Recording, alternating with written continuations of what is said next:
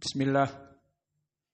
Innal hamdalillah nahmaduhu wa nasta'inuhu wa nastaghfiruh wa na'udzu billahi min syururi anfusina wa min sayyiati a'malina. May yahdihillahu fala mudhillalah wa may yudlil fala hadiyalah. Wa asyhadu an la ilaha illallah wahdahu la syarikalah wa asyhadu anna Muhammadan abduhu wa rasuluh, amma ba'd. Alhamdulillah, pada kesempatan hari ini, hari Rabu malam Kamis 23 Oktober 2024 bertepatan dengan malam ke-22 dari Rabi'ul Tsani 1446 Hijriah. Maka pada kesempatan petang ini kita akan masuk kepada kitab yang baru, yakni kitab yang ditulis oleh Syekh kami Muqbil Al-Wadi'i yang berjudul As-Sahih Al-Musnad Mimma Laisa fi Sahihain. Maknanya adalah kumpulan hadis-hadis yang sahih yang selain dikeluarkan oleh Imam Al-Bukhari dan Muslim. Maka motivasi dari pembicara menjadikan kitab ini muqarrar ataupun menjadi kurikulum di pendidikan Ma'had Imam Muqbil Al-Wadi'i, tujuannya banyak. Yang pertama, pembicara memilih kitab dari gurunya Syekh Muqbil dikarenakan pertama rasa syukur kepada Allah. Maka Allah telah berfirman di Al-Quran, La in syakartum la azidannakum wa la in kafartum inna adzabi lasyadid. Bahwa manusia bersyukurlah kepada Allah. Allah telah menjanjikan barang siapa yang bersyukur, Allah akan menambahkan kenikmatan over and over again, more and more again, dan kebalikannya. Yang kufur atas nikmatnya, maka Allah akan memberikan adab yang perih dan pedih. Maka dari rasa syukur ini, pembicara bersyukur telah menuntut ilmu bersama Imam Muhaddits Muqbil Al-Wadi'i. Maka rasa syukur dari penulis ataupun rasa syukur dari pembicara adalah mensyukuri gurunya. Dan banyak cara mensyukuri gurunya dengan membaca kitab-kitab gurunya. Apa tujuannya? Agar pahala tersampaikan kepada guru yang dia syukuri tersebut. Maka pendalilan tentang permasalahan rasa syukur kepada gurunya, maka ini adalah rasa syukur kepada Allah. Karena di dalam hadis yang diriwayatkan oleh Imam Abi Daud dari Abi Hurairah, Man la yashkurun nas la yashkurullah. Maka barang siapa yang tidak mensyukuri manusia yang berbuat baik kepadanya, dia tidak mensyukuri Allah. Maka di sini pembicara mensyukuri dari gurunya. Maka jika kita mensyukuri guru kita, kita bersyukur kepada Allah karena mereka yang memberikan kebaikan kepada kita. Maka ini masuk juga kepada hadis yang diriwayatkan oleh Imam Ibnu Hibban dari berbagai sahabat, di antaranya Ibnu Abbas, man fa'ala au man sana alaka ma'rufan fakafi'uh. Barang siapa dari kaum muslimin yang berbuat baik kepadamu, apalagi seperti pengajar kepada kebaikan, bukan harta yang diberikan, tapi ilmu yang menyelamatkan dari dunia dan akhirat kelak masuk surga. Maka di sini rasa syukur kita dengan mengajarkan kitab Syekh kami Muqbil yang telah mengajari kami, dan tujuannya tadi rasa syukur. Dengan mensyukuri manusia, kita mensyukuri Allah. Dan kedua, faidahnya untuk Syekh kami sendiri, agar dia yang sekarang beristirahat di kuburnya mendapatkan pahala yang mengalir. Sesuai dengan hadis yang diriwayatkan oleh Imam Muslim dari Abi Hurairah, Inna Adam idza mata inqata'a amaluhu illa bi ihda salas. Bahwa orang yang meninggal itu, jika meninggal, dia terputus dari amalan dunia. Maka Syekh Muqbil tidak bisa sholat lagi, tidak bisa beribadah, berpuasa lagi. Dia hanya menunggu di mahsyar, dia hanya menunggu di kuburnya ataupun di alam barzakh dan bisa mengalir di saat dia menunggu di alam barzah dari 3 perkara. Pertama, amal jariah, dan ini bukan poin kita, dan anak yang soleh mendoakan dia, ini bukan poin kita. Namun yang kedua adalah ilmun yuntafa'u bihi, di mana jika kita membaca kitab-kitab beliau maka masuk kepada poin ilmu yang bermanfaat. Maka kita mengambil ilmu Syekh Mukbil dari kitab-kitabnya yang kita baca, maka mengalir seperti malam ini kepada kuburannya, dan itu yang membuat kita senang sebagai rasa syukur antara murid dengan guru. Dan seperti pepatah mengatakan, ada ubi, ada talas, ada budi, ada balas. Maka kita orang-orang yang membalas budi, dan akhlak kita membalas budi kepada orang yang berbuat baik kepada kita sesuai hadis, man sana'a laka ma'rufan fakafi'uh. Barang siapa manusia yang berbuat baik kepada kamu, maka balaslah. Maka inilah rasa balas budi kami kepada syekh kami, dan ini semua nanti akan juga Allah membalas kebaikan kami kepada murid-murid kami. Maka kami di saat meninggal pun mereka akan membaca kitab-kitab kami yang sekarang kitab-kitab kita sudah banyak dipelajari. Maka ini motivasi yang pertama. Rasa syukur pembicara kepada syekhnya, maka dibacalah kitab As-Sahih Al-Musnad mimma laisa fi sahihain. Motivasi yang kedua, di mana di Ma'had Mukbil Al-Wadi'i sesuai namanya, maka kita mempelajari ilmu hadis. Maka dari ilmu hadis yang kita pelajari agar mudah kalian memahami ilmu hadis, ilmu rijal, kita telah masuk kepada kitab Sahih Al-Bukhari. Alhamdulillah telah selesai kitab Sahih Al-Bukhari di Kitab Tauhid, selesai. Yang ada sekitar ratusan, 150 hadis. Kemudian sekarang kita masuk di Sahih Al-Bukhari Kitab Al-Ilm, dan sudah masuk ke hadis 10. Iya, sekitar itu. Maka untuk memperkuat ilmu hadis kita, terutama rawi-rawi yang kita hafal dan kita ketahui siapa namanya, dari mana daerahnya, tobaqoh keberapa, apakah dia tabi'i kabir, tabi'i shagir, apakah dia itba'u tabi'i al-kabir, ataupun itba'u tabi'i as-shagir, atau dia sahabat. Maka ilmu rijal yang penting ini kita lengkapi dengan pembacaan kitab Syekh Mukbil. Kenapa ini penting? Karena dari judulnya Syekh Mukbil menyebutkan As-Sahih Al-Musnad. Maknanya kumpulan hadis-hadis yang sahih. Pertama, disyaratkan hadis-hadisnya itu sahih. Kedua, ini yang menjadi poin motivasi kita. Selain di Sahihain, di Sahih Al-Bukhari dan Muslim. Maka kita mempelajari Sahih Al-Bukhari, sanad-sanadnya dan matan-matannya dijadikan akidah bagi kita, diamalkan.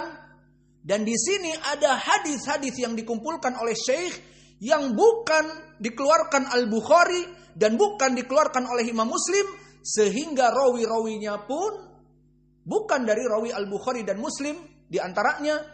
Maka di sini faidah bagi kita.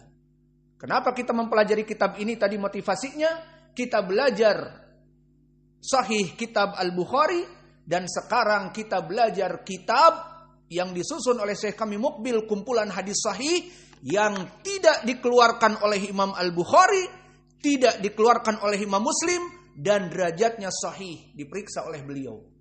Maka ini motivasi kita, dan agar kita menyingkat waktu, setelah kita mengetahui motivasi kita mempelajari kitab ini, pertama dikarenakan rasa syukur pembicara kepada Allah dengan bersyukur kepada yang memberikan kebaikan kepadanya, yakni syekhnya Mukbil yang mengajarinya ilmu hadis. Dan yang kedua juga berhubungan dengan ilmu hadis, kitab yang agung yang akan kita pelajari adalah kitab kumpulan sahih selain di Al-Bukhari dan Muslim. Gambarannya, kitab diriwayatkan atau hadis-hadis diriwayatkan Musnad Imam Ahmad, diriwayatkan Sunan Abi Daud, At-Tirmidzi, An-Nasa'i, Ibnu Majah, dan kitab-kitab musnad yang lainnya yang ada di dunia ini dipilih oleh syekh, kemudian diperiksa sanadnya, disahihkan. Maka ini faidah dari kita mempelajari kitab ini agar memperkuat wawasan dari rawi-rawi dan ilmu hadis selain dari di Sahih Al-Bukhari dan Muslim. Maka ini dua landasan yang ada pada motivasi kita mempelajari kitab ini. Dan sekarang kita langsung masuk kepada, untuk mempersingkat waktu, biodata dan biografi dari penulis kitab ini, yakni Asy-Syaikh Muqbil Ibnu Hadi Al-Wadi'i.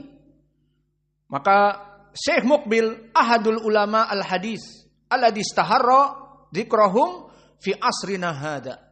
Maka Syekh kami Muqbil adalah dari satu Syekh muhaddis ahlul hadis yang terkenal di zaman kita.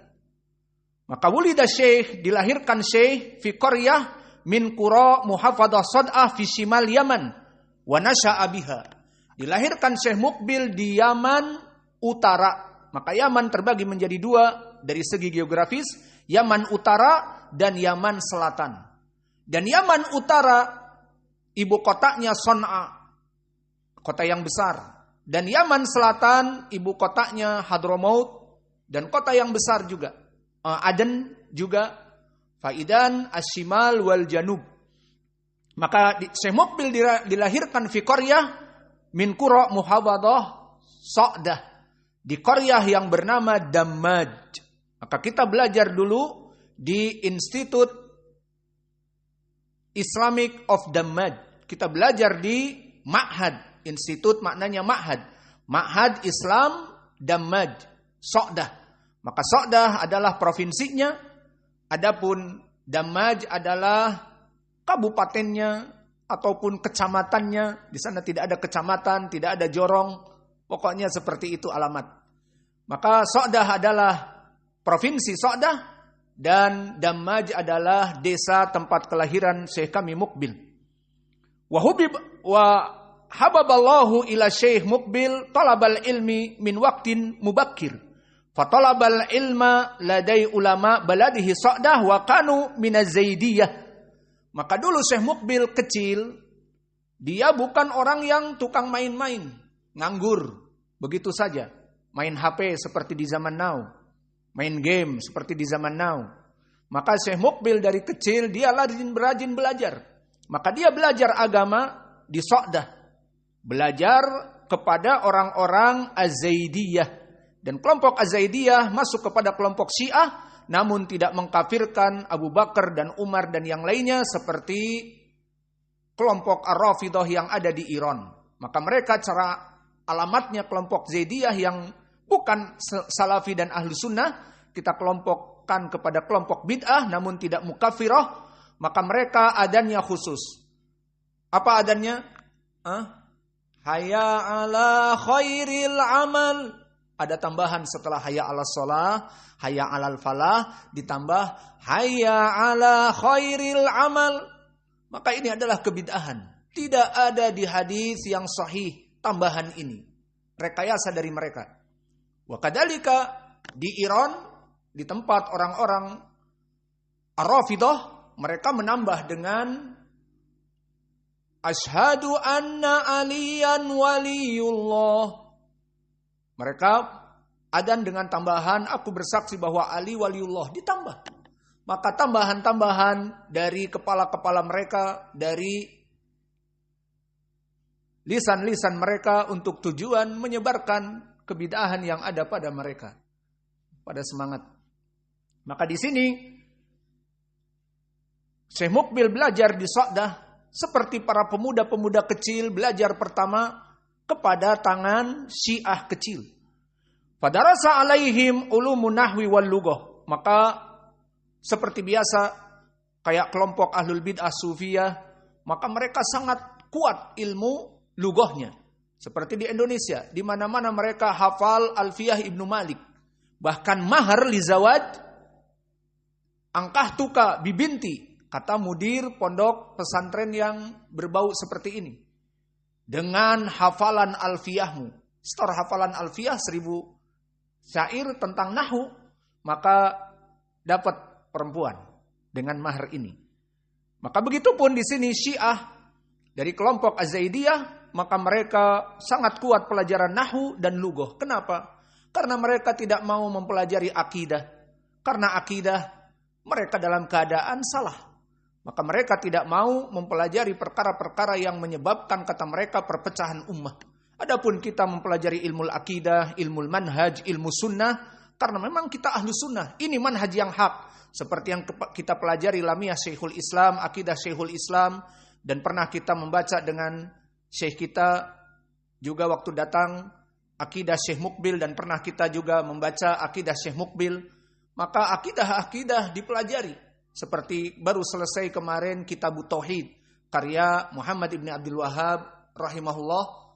Maka Kitabut Tauhid, Kitabul Akidah kita pelajari, Kitabul Manhaj. Adapun mereka hanya mempelajari bahasa Arab, udah. Karena ini yang selamat, tidak ada khilaf, tidak ada nanti membid'ahkan dan seterusnya. Maka dulu belajar Syekh Mukbil, "Tsuman taqala ila Najran." Kemudian di saat itu Syekh Mukbil dikarenakan banyak peristiwa dari gonjang-ganjing di negeri Yaman, peperangan di mana-mana, maka Syekh Mukbil rahala ila Najran, dan Najran masuk ke daerah Saudiyah. Najran perbatasan antara Yaman dengan Saudiyah, maka Syekh Mukbil bekerja sekalian belajar. Dan itulah kebiasaan Syekh Mukbil, bekerja dan belajar. Dia bekerja menjadi apa? Haris dari imarah, menjadi penjaga satpam flat bangunan yang biasa dikontrak-kontrakkan tiap kamar ataupun tiap rumah, ada 2 kamar itu flat. Nah, dia di Saudiyah kerja menjadi satpam meskipun masih kecil. Namun dia mempelajari juga kitab-kitab yang ada. Dan ini hikmah Allah memindahkan Syekh kami Mukbil agar berpindah dari akidah yang dia pelajari dari kecil Syiah kepada akidah sunnah. Dikarenakan di Saudiyah mulai zaman itu, dari semenjak Syekh Muhammad ibn Abdul Wahhab mengajari kitab-kitab sunnah. Maka mulai Syekh mendapatkan kitab At-Tauhid yang telah kita selesai membacanya, Usul Ats-Tsalatsah dan seterusnya. Maka setelah itu Syekh juga di sana tidak bisa belajar karena hanya sekedar menjadi satpam. Kemudian semangat semakin menggelora di saat dia mengetahui mulai ilmu sunnah. Tsumma rahala ba'da dzalika ila Makkah. Maka dia pikir, wah, di Najran ini kebanyakan al-makarimah. Dan al-makarimah sebagian dari kelompok sesat Syiah yang parah. Maka Syekh Mukbil memandang dari segi ilmu, gak bisa aku bekerja di Najran sambil menuntut ilmu, kebanyakan orang-orang makarimah. Maka dia mendapati kitab-kitab orang-orang Syiah makarimah, maka dia tinggalkan. Lebih baik aku hijrah ke Makkah. Sudah jauh dari Yaman, sekalian masuk ke Makkah. Dan akhirnya di Makkah dia bertemu dengan ulama-ulama sunnah, dan bahkan dia belajar di ma'had ahli sunnah di Makkah. Padahal salah ulama al-haram. Subhanallah. Syekh Mukbil belajar di Makkah.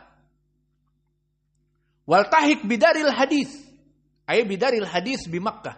Maka dia masuk kepada ma'had seperti universitas, sekolah dulu, SMA dan seterusnya, yang manhajnya ahli sunnah, darul hadis di Makkah. Tsumman taqala ilal Madinah. Setelah dia lulus dari SMP, SMA sambil kerja, maka dia diterima di Universitas Madinah yang sekarang dinamakan UIM, University Islamic Madinah.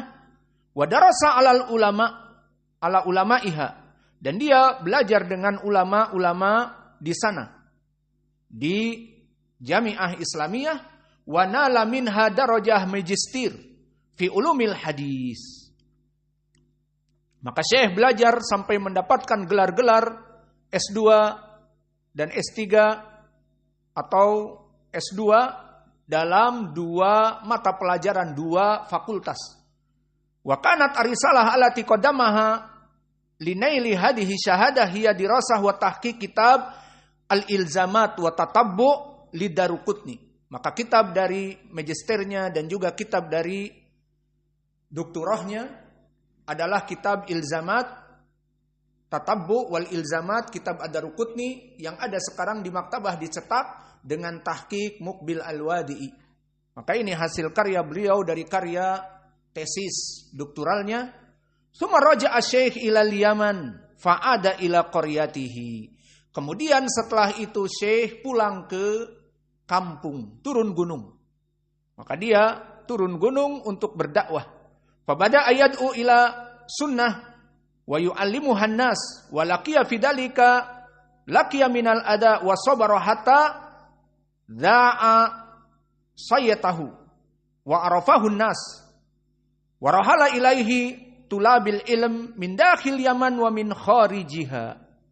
Maka kemudian Syekh mulai mengajar, dan diceritakan dulu, Syekh menceritakan sebelum beliau meninggal, karena banyak pertanyaan, kita mengetahui Syekh akan meninggalkan kita dengan usia dan umurnya, maka dia banyak, coba Syekh ceritakan dakwah dulu, dan kita catat. Dan banyak orang-orang yang mencatat dan tersebar biodata biografi beliau.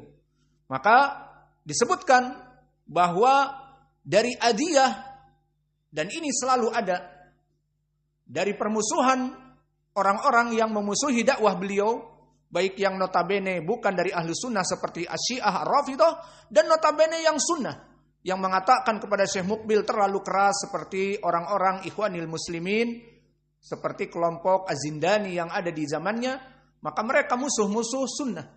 Maka saya menceritakan bagaimana dia dulu di saat pulang dan mendakwahi sunnah, dan kembali ke tempat belajar dia dulu kecil, dan membawa ceramah sunnah. Maka Syekh dipenjara, Syekh dipukuli, seperti itu keadaannya. Dia menceritakan bagaimana dia sempat dipenjara, mengadu karena mencela guru-gurunya yang terdahulu, dan mencela manhaj yang sudah bertahun-tahun, manhaj Zaidiyah. Maka Syekh mengajarkan kitab Syekh Muhammad Ibn Abdul Wahhab, ada Wahabi, dan seterusnya. Maka Syekh sampai di penjara, beberapa hari kemudian dikeluarkan. Kemudian Syekh dilarang untuk mengajar, diembargo, dan seterusnya. Maka inilah perjuangan dakwah. Akhirnya dia mulai tinggal di Dammaj, tempat kelahiran Syekh. Dan mulai datang murid-murid dari Yaman, wa kharijul Yaman, dan dari luar Yaman. Sudah mulai. Dan siapa dari orang-orang luar Yaman yang kami ingat? Dari Mesir 3 orang. Abul Ainain, ulama ahli Mesir, dan juga Usamah Al-Kusi dari ulama ahli Mesir, dan juga Mustafa Al-Adawi. Dan ketiga ini datang belajar ke Syekh Mukbil dari Mesir. Dan juga datang setelah itu Abul Hasan Al-Ma'ribi dari Mesir. Maka datang kepada Imam Mukbil orang-orang dari luar. Dan saya ingat rumah mereka dulu saya tempati. Maka saya di Dammaj menempati rumahnya, katanya Syekh Mustafa Al-Adawi dari Mesir. Mereka dulu tinggal di sana, rombongan orang Mesir. Dan akhirnya tempat itu kami jadikan, dan saya jadi imam, syaratnya di sana, di daerah keluar dari pondok. Alhasil disitulah kita tinggal dulu. Maka tentang permasalahan murid-murid Asy-Syaikh, setelah itu tersebar dakwah Mukbil Ibni Hadi sampai kepada luar negeri, sampai kepada negeri Eropa dan benua Amerika, Eropa, dan Asia. Maka murid-murid Syekh Mukbil yang pada saat itu kami dapati 3.500 orang. Dan dari benua-benua seperti Amerika, datang dari berbagai states of Amerika, datang dari Pennsylvania, datang dari Florida, datang juga dari banyak daerah yang saya ingat, dari New York juga, dan juga datang dari Philadelphia, paling banyak dari Philadelphia, Pennsylvania. Maka mereka datang menuntut ilmu kepada Syekh Mukbil, dan dari Eropa, dari berbagai negeri, dari Britania, dan juga dari Jerman, dan juga dari Belanda, dan juga dari Perancis, banyak dari Perancis. Para penuntut ilmu dari Perancis banyak sekali. Maka terkumpullah sekitar 3.500 pada zaman kami, murid-murid dari luar dan dari dalam. Dan lihat apa yang dijadikan oleh Syekh Mukbil dalam dakwahnya sampai orang membludak seperti itu, maka sistem dakwah ataupun di ma'had itu dengan sistem free of charge, gratisan. Maka dari mana bayar listrik? Listrik zaman now seperti yang ada pada kita nikmah dari Allah. Mudah, tinggal bicara kepada PLN dan alhamdulillah kita diberikan kemudahan dengan demikian dan demikian watt yang besar untuk kita berdakwah. Adapun Syekh Mukbil untuk menyalakan listrik tidak ada PLN. Di Yaman until now, this time saya bicara 2024, Desa Damaj until now la yujad kahroba. Min qabl, saya datang 1997 sampai 2024 tidak ada listrik. Satu tonggak pun di Damaj tidak ada. Maka itulah keadaan dakwah Syekh Mukbil. Belajar butuh kepada elektrik. Untuk elektrik dakwah dan juga untuk tasjil, rekaman dan seterusnya. Maka butuh biaya yang dikeluarkan membeli petrol ataupun solar untuk membangkit tenaga listrik. Sehingga ma'ruf di mana-mana di Yaman. Dari markas-markas mereka menggunakan generator yang besar. Didatangkan dari pemasok dana. Dan sistem yang free of charge ini, Syekh Mukbil tidak punya yayasan. Yayasan Mukbil Al-Wadi'i ada di Damasraya. Di zaman Syekh Mukbil tidak ada yayasan. Seperti kita di sini, yayasan hanya nama untuk melindungi dari dakwah. Namun uang tidak datang dari yayasan. Dan pengurus pun alhamdulillah kita bersyukur kepada Allah. Tidak usah capek-capek mencari dana. Dikembalikan ke yayasan, dari yayasan diberikan ke kita. Alhamdulillah. Begitulah di zaman Syekh Mukbil tidak ada yayasan. Lalu orang memberikan kepada dia untuk kepentingan dakwah. Karena dia mengajar juga gratis. Syekh Mukbil yang derajatnya kalau di university dia akan mengajar bagaikan profesor. Bagaikan doktor yang tiap bulan mendapatkan uang yang banyak. Namun dia di sana mengajar dalam keadaan keikhlasan. Dan ilmu yang diberikan bukan hanya sekedar ilmu, baca kitab, terjemah. Itu saja. Tidak. Tapi membahas pelajaran-pelajarannya, ilmu-ilmu yang tinggi. Makanya orang-orang yang datang kepadanya para ulama. Karena memang apa yang diajarkan ilmu-ilmu yang tinggi. Maka Syekh kami mengajar dalam keadaan ikhlas ini. Akhirnya dia mengajar tak tanggung-tanggung sehari tanpa libur, kecuali Jumat. Karena alhamdulillah hari terbaik, hari afdalul ayyam dan hari idnya kaum muslimin, maka Syekh di sini libur Jumat, namun liburnya hanya sampai waktu sholat Jumat. Ba'dal asar belajar lagi. Jumat malam belajar lagi. Mau kalian seperti itu? Maka di sini Syekh Mukbil mengajar mulai dari zuhur. Tidak seperti kita fajar, tapi mulai dari zuhur. Kemudian asar, kemudian antara maghrib dan isya sampai jam 8 dan seterusnya. Setiap hari, every day, full time mengajar. Biasanya 1 jam atau 1 jam lebih. Tanpa pamrih, tanpa digaji. Dari mana dia makan? Itulah. Dari orang-orang yang memberikan dana-dana tadi. Maka inilah keadaan dakwah Syekh kami Mukbil. Maka dari keikhlasan beliau, kadang-kadang waktu dia cerita, dia mengontrol, santri-santri pada makan belum? Dilihat, belum makan. Kenapa? Tidak ada minyak. Ya Syekh, sama seperti antum. Udah makan belum? Belum. Minyak habis. Gas habis. Beli gas 25.000. Gas habis. Nggak ada gas. Ada gas nggak sekarang? Taib, nanti beli. Begitu keadaan Syekh Mukbil. Sambil mengajar, sambil ini. Apa yang kurang wahai santri? Nggak ada gas, nggak ada ini, nggak ada itu. Itulah tanggung jawab bagi dia dakwah. Listrik habis. Alhamdulillah kalau kita listrik habis tinggal beli token. Listrik habis harus beli petrol dan sebagainya.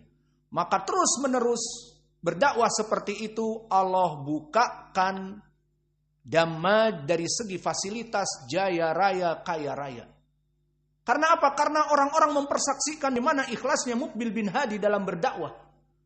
Apa yang diberikan untuk umat tersampaikan kepada umat.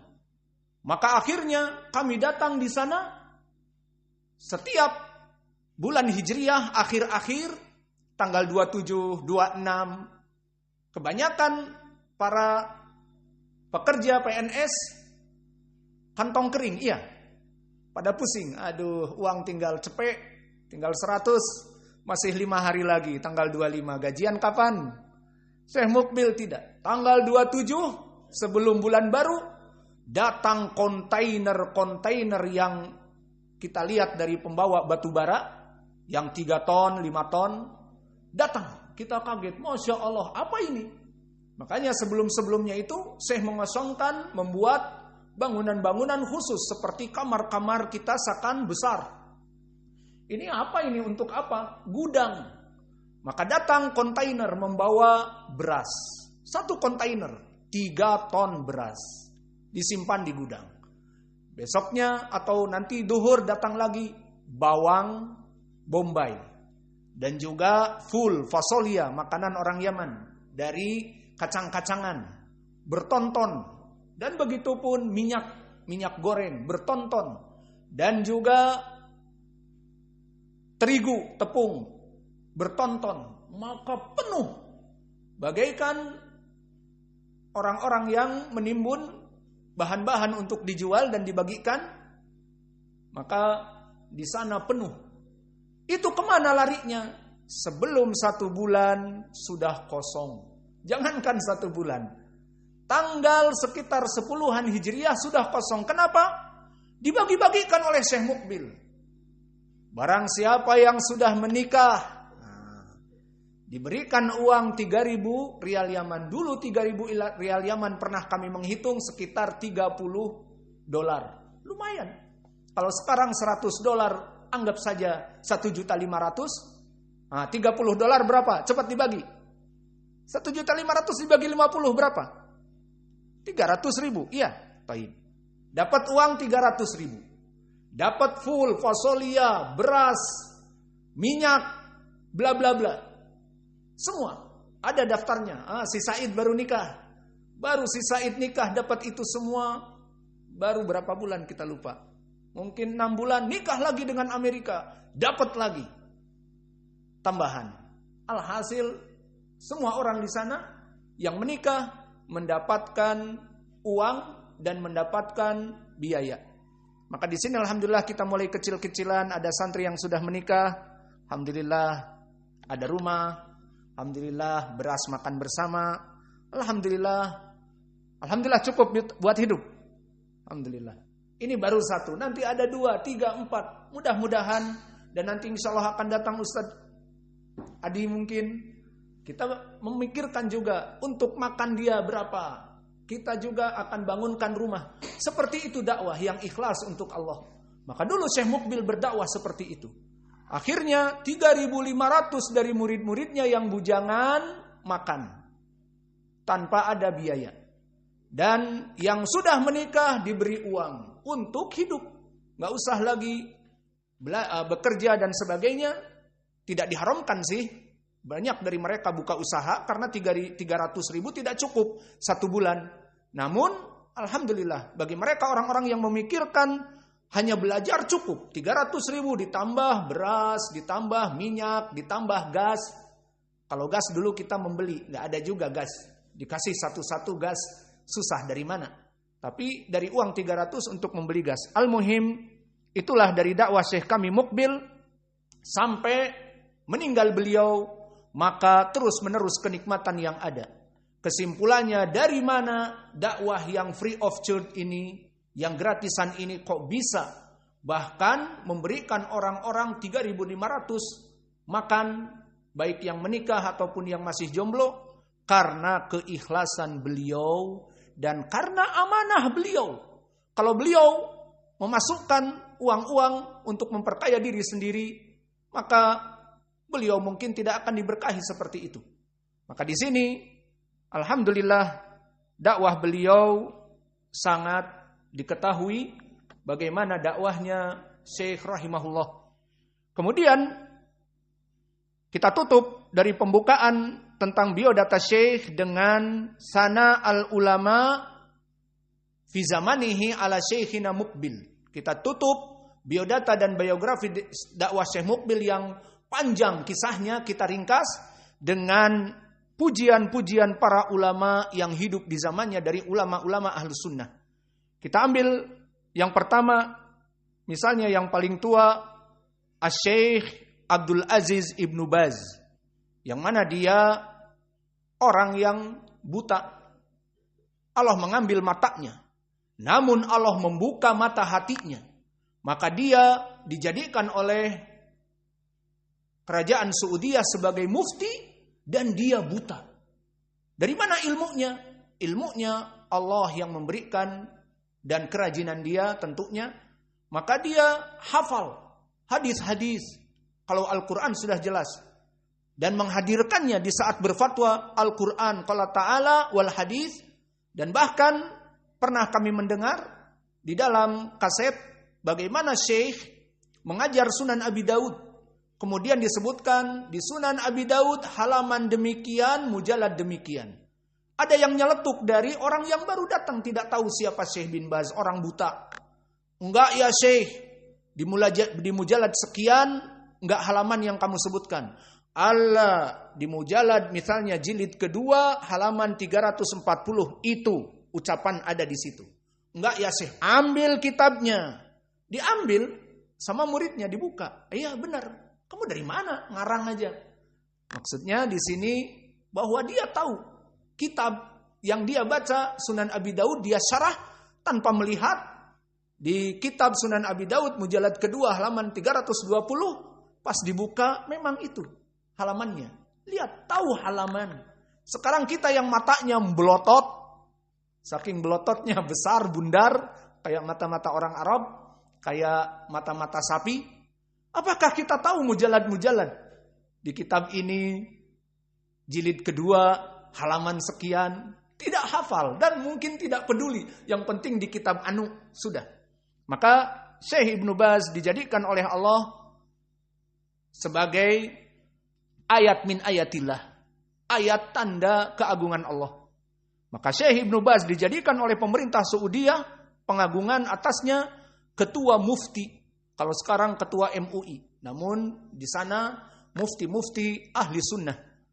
Maka dari ucapan Syekh kepada Syekh Muqbil, Dukir oleh Syekh Ibnu Baz intishar dakwah Syekh Muqbil fil Yaman. Qala hadihi samaratul ikhlas. Hadihi samaratul ikhlas. Lihat ucapan Syekh bin Baz.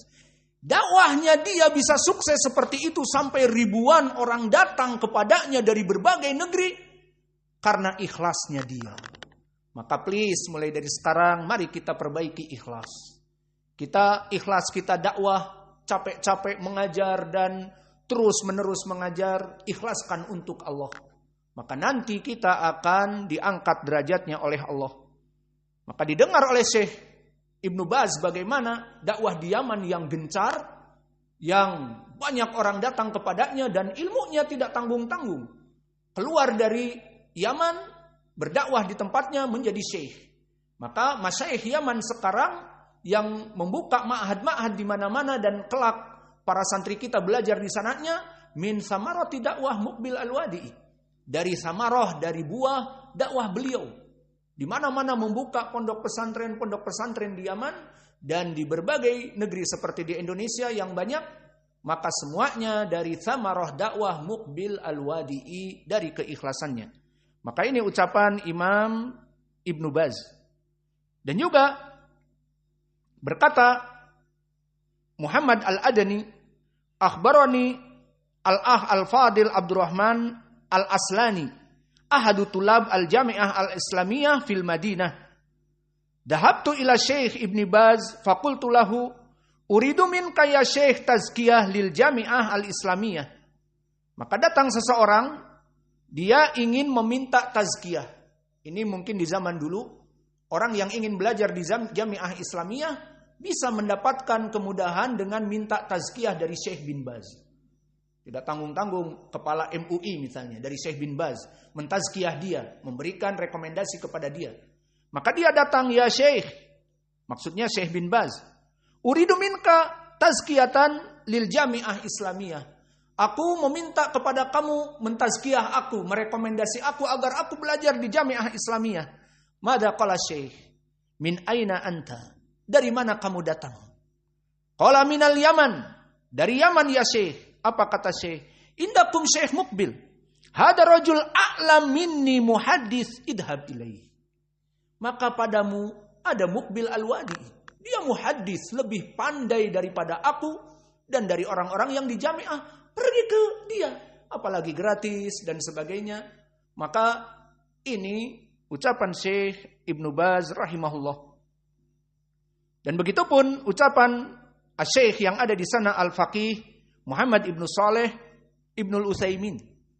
Maka Syekh Muhammad Ibnu Saleh Al-Utsaimin, dia juga adalah imam yang agung di zamannya, ahlul fikih dan juga ahlul usul, ilmu usul dan fikih dan lugatil arabiyah. Banyak kitab-kitabnya yang bermanfaat, terutama para tulabul ilm membaca syarah-syarahnya dari syarah kitab akidah ataupun lughah ataupun kitab usul. Banyak sekali fawaid dari Al-Allamah Muhammad Ibn Saleh Al-Utsaimin. Faqala rahimahullah, qulu lahu ay qulu li Syekh Muqbil, ana a'tabiru mujaddadan. Katakan kepada Syekh Muqbil, wahai murid-murid Syekh Muqbil yang menziarahi aku, katakan bahwa aku menganggap dia itu mujaddadan, mujaddidan, bahwa dia adalah seorang mujaddid seperti Syekh Muhammad Ibn Abdul Wahhab di Saudiyah.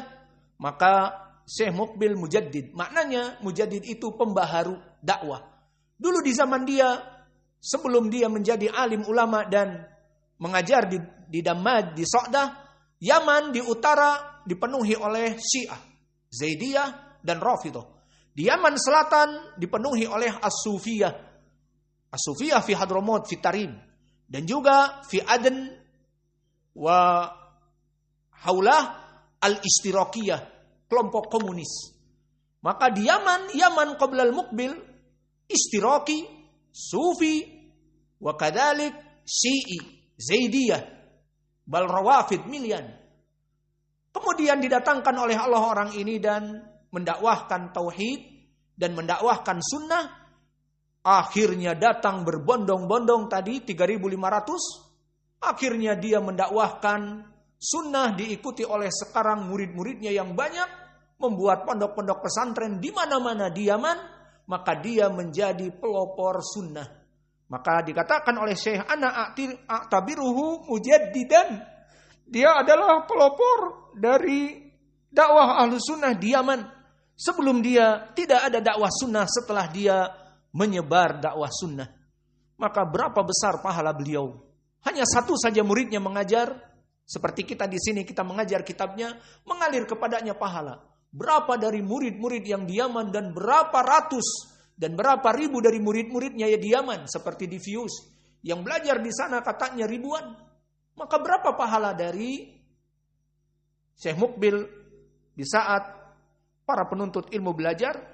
Dan juga berkata Ibnul Utsaimin rahimahullah, Syekh Muqbil imamun fa'aradahu ba'duhum bikalam yut'anu bihi fi syekh. Faqala Syekh Ibnul Utsaimin, Syekh Muqbil imam, Syekh Muqbil imam. Maka di saat diberitakan kepada Syekh Ibnul Utsaimin, sebagian manusia mencela dakwah Syekh Muqbil yang katanya keras, katanya bla bla bla, maka Syekh Ibnul Utsaimin justru membelanya, dikatakan Syekh Muqbil imam, Syekh Muqbil imam. Maka silahkan al-muadzin yuadzin.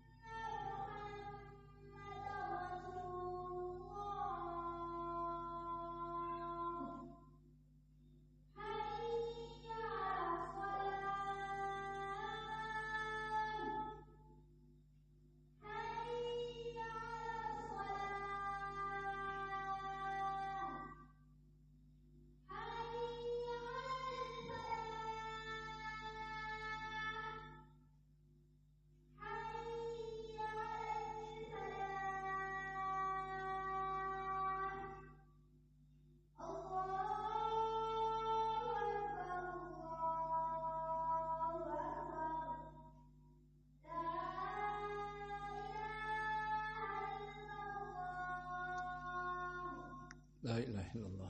Allahumma rabb hadhihi salatil qaimah Muhammad.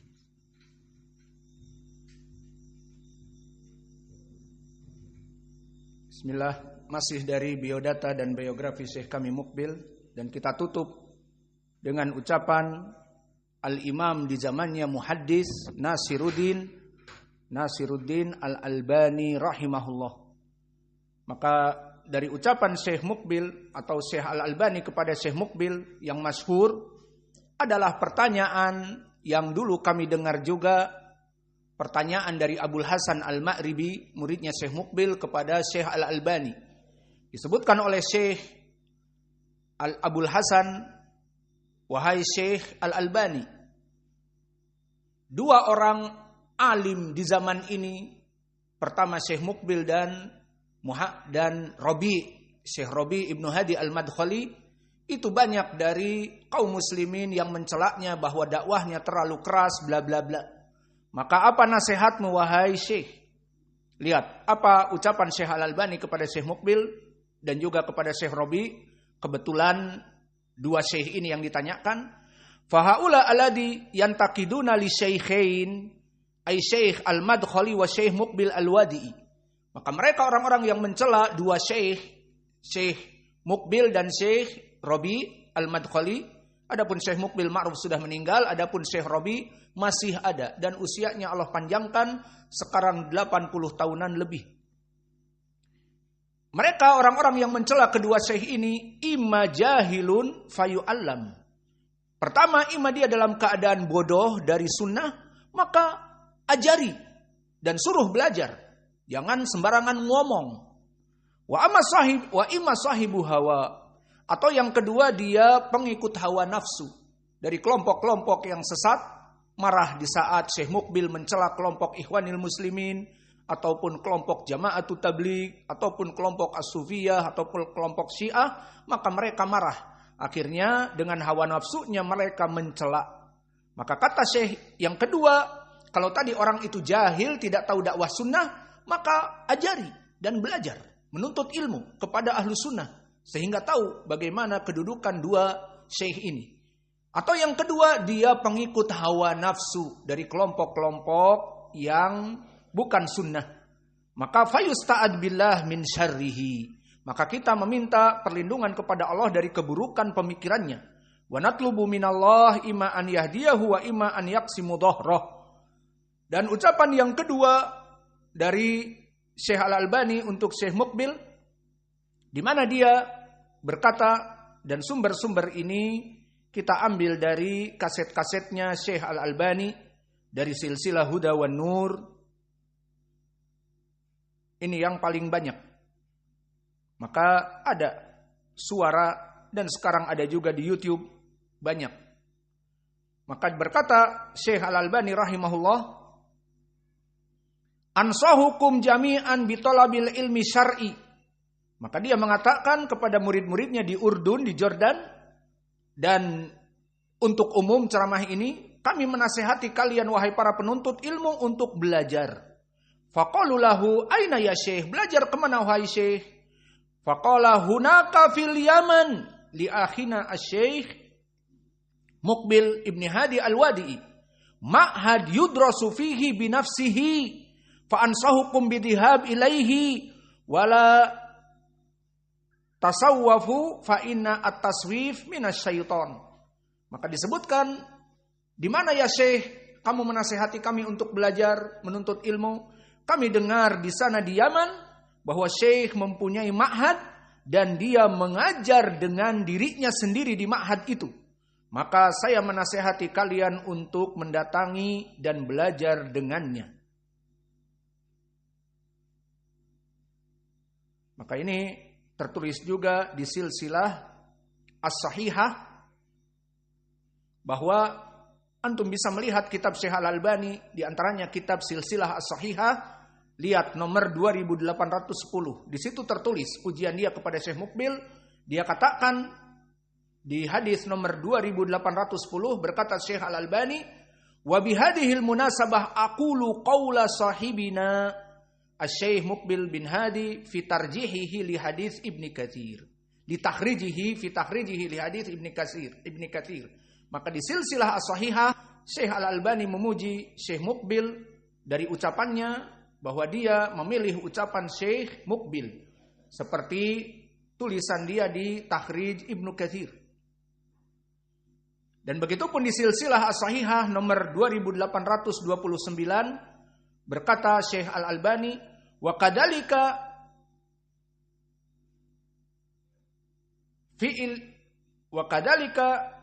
fi'lu makhraj ahaditsahu sahibuna al-fadil asy-syekh Muqbil bin Hadi falam yazid alaihi syai'an. Maka begitu pun dia memuji Syekh kami Muqbil dari pentakhrijan hadisnya.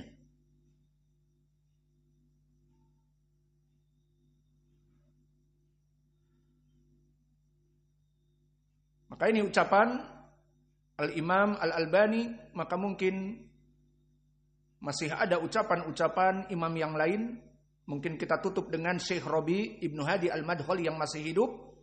Maka Al-Alamah Rabi Ibnu Hadi Al-Madkhali dia menulis di dalam kitabnya, kitab kumpulan dari kelompok Ahlus Sunnah, yang dia tulis dari orang-orang yang hidup di zamannya, yang mana judul kitab Tadhkiru An-Nabihin Bisair Aslafahum Hufadil Hadits As-Sabiqin Wallahikin. Maka judul kitabnya adalah penyebutan nama-nama para penghafal hadis dan ahli-ahli hadis dari zaman dulu dan zaman now. Maka dia tulis di antaranya orang yang hidup di zamannya, bukan para ulama terdahulu seperti Al-Hafidh Ibnu Hajar dan yang lainnya, tetapi yang hidup di zamannya. Dia tulis di nomor tertentu adalah Asy-Syaikh Muqbil. Maka ditulis oleh dia, huwal mujaddid fi biladil Yaman, sama seperti ucapan Ibnul Utsaimin bahwa sebelum dia tidak ada dakwah sunnah, dan dia yang menjadi pelopor. Mujaddid namanya pelopor dalam dakwah. Dia mujaddid fi biladil Yaman. Wa annahu la yujad mundu zaman Abdurrazzaq As-San'ani ila yaumina hadha man qama bidakwah wa jaddadaha kalwadi'i. Maka dari semenjak zaman As-San'ani, ay Abdurrazzaq Ibnu Hammam As-San'ani, sampai this time tidak ada seperti dakwah Muqbil Al-Wadi'i. Maka masih banyak ucapan yang lain, namun kita ingin menjelaskan sedikit ucapan ini dan kita tutup pelajaran kita. Maknanya, Allah menjadikan dakwah Syekh Muqbil diberkahi, datang orang-orang dari berbagai negeri, dan itu tidak didapati kecuali dari dakwah Syekh Muqbil di zaman now, wa kadzalika fi zaman Abdurrazzaq Ibnu Hammam As-San'ani. Siapa Abdurrazzaq Ibnu Hammam As-San'ani? Dari rijal Imam Al-Bukhari. Dan di zaman kapan dia hidup? Di Tabaqah yang ke-9. Dia hidup di zaman Imam Asy-Syafi'i. Idan huwa itba'ut tabi'i as-saghir. Maka lihat, mindaka zaman itba'ut tabi'i fil Yaman lam yujad mujaddidan illa ba'dal wadi'i walhamdulillah ana talabtu al-ilma hunak. Syahidtu kaifa huwa mujaddid. Alhamdulillah, Allah mudahkan saya mempersaksikan bagaimana dakwah di sana. Maka dari zaman itba'ut tabi'in, zamannya Imam Syafi'i, ada yang namanya Abdurrazzaq Ibnu Hammam As-San'ani, qubila da'watuhu, diterima dakwahnya. Seperti Syekh Muqbil, berbondong-bondong imam datang ke Yaman. Faman haula aladiyatuna ilal Yaman min ulama ad-dunya. Awalan Imam Ahmad. Imam Ahmad min ain Imam Ahmad? Dari Kufah, dari Irak. Kalau antum lihat peta Arab, Irak itu di atas dari Saudiyah. Suriah ke atasnya lagi atau sebelahnya. Maka dari Irak ini Imam Ahmad tanpa pesawat, tanpa kereta, tanpa perahu dan seterusnya datang ke Yaman. Berbulan-bulan untuk menuntut ilmu kepada Abdurrazzaq Ibnu Hammam As-San'ani yang merupakan sisa dari itba'ut tabi'in dari kurun al-mufaddalah. Maka termasyhur syair yang keluar dari dia, berkata Imam Ahmad, la budda bisan'a walau tolas safar.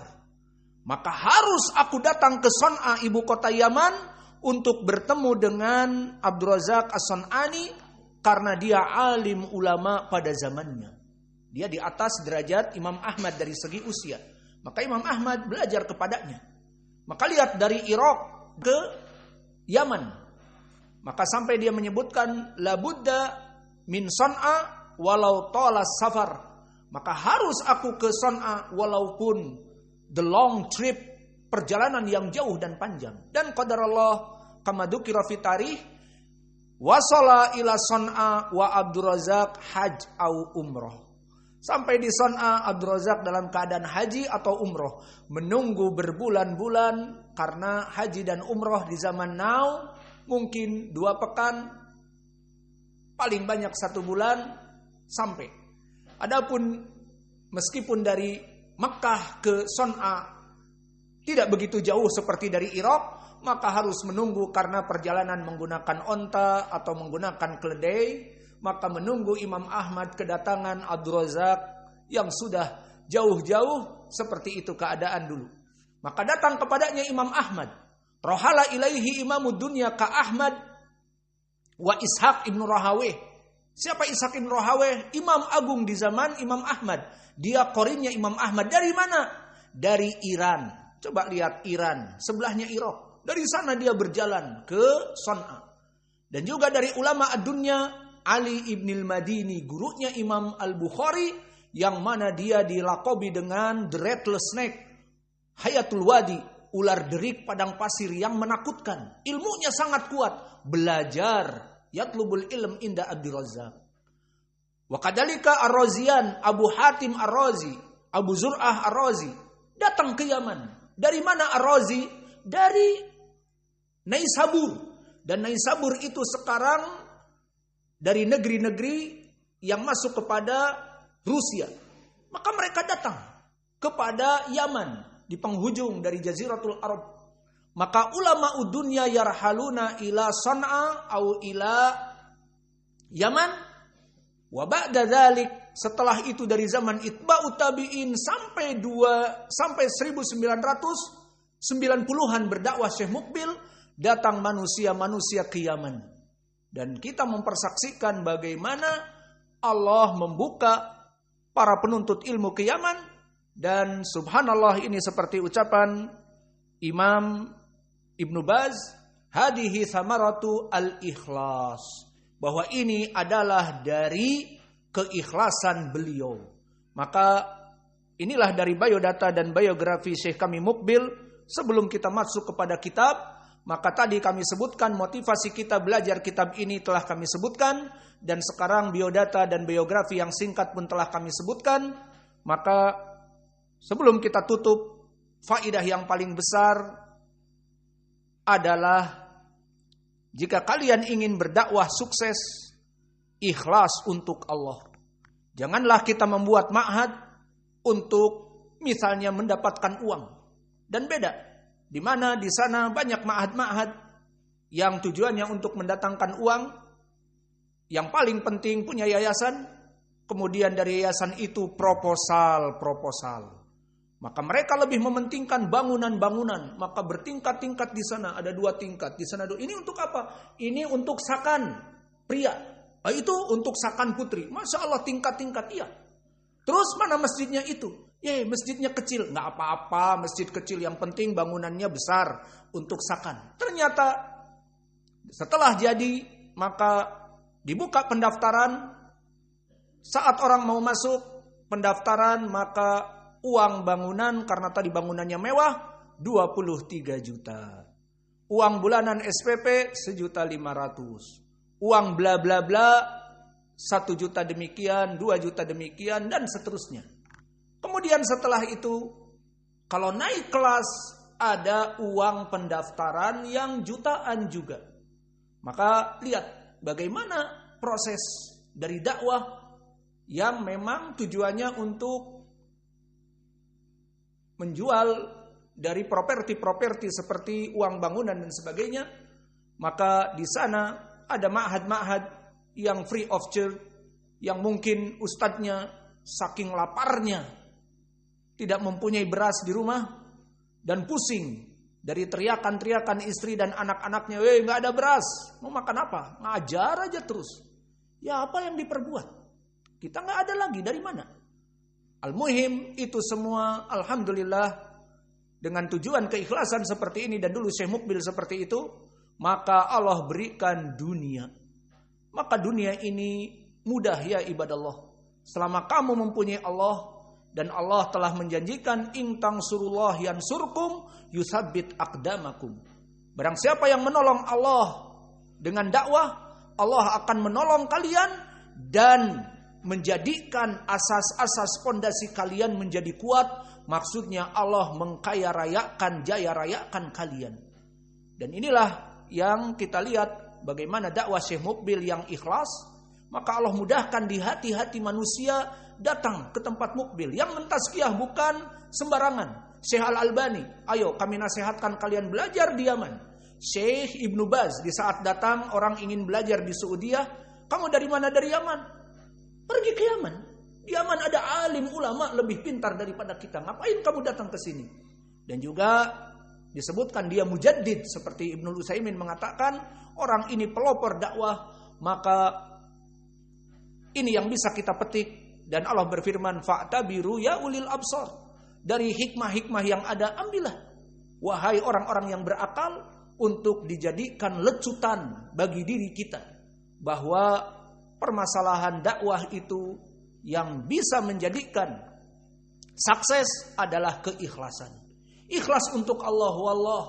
Jika kita ikhlas untuk Allah dan meyakini Allah, bertawakal kepada Allah bahwa Allah yang memberikan rizki kepada kita, kita tidak butuh kepada manusia, tidak butuh kepada yayasan, tidak butuh kepada orang-orang anggota yayasan yang mencarikan dana keliling-keliling. Jazahumullahu khair. Kita kepada Allah beriktimad, berpegang teguh dan tawakal, dan Allah ini yang merupakan sumber pemberi rizki, lebih baik daripada orang-orang yang ada di yayasan, lebih baik daripada orang-orang yang ada di luar sana. Maka mulai dari sekarang kita tegakkan keikhlasan kita lebih lagi, bahwa kita belajar dari apa yang ada di ma'had ini dalam keikhlasan. Maka kami melihat para pengurus sangat ikhlas, terutama membangun masjid dan membantu apa saja yang dibutuhkan di pondok pesantren. Maka kita katakan jazakumullahu khaira. Semua orang ikhlas, diharapkan dengan apa yang dia punyai dan dia mampu. Yang mampu untuk mengajar, maka para santri-santri sebagian mengajar kepada santri-santri muda terutama tasmi, maka jazakumullahu khair, ikhlas. Dan para pengurus yang berikhlas untuk membangun masjid Nisa sekarang dan kebutuhan-kebutuhan dari tenaga-tenaga, maka ini semuanya akan dibalas oleh Allah. Maka dari asas ikhlas ini Allah akan menjayakan kita semua. Wa naktafi ilahuna wa jazakumullahu khaira. Wa barakallahu fi ilmikum. Insyaallah di pelajaran yang akan datang kita masuk kepada hadis yang pertama, karena sudah tidak ada waktu lagi.